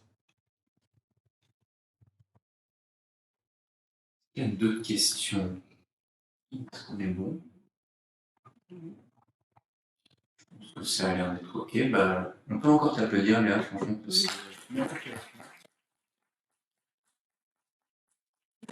Pour m'avoir invité. C'était chouette. Bah, le plaisir a été partagé de notre côté aussi. Et donc, bah, on va pouvoir marquer une petite pause pour le déjeuner. Parce qu'il commence à se faire faim. Du coup, alors c'est rendez-vous, je crois, 13h pour la prochaine conférence. Oui, alors à 13h avec Ruben Tolman, qui va nous parler des projets solides, et après de Thomas Gentilhomme, Métaverse et DAO. Donc rendez-vous à 13h sur notre chaîne. Et bon appétit à tous. C'est ça. À très bientôt. À tout à l'heure. Merci.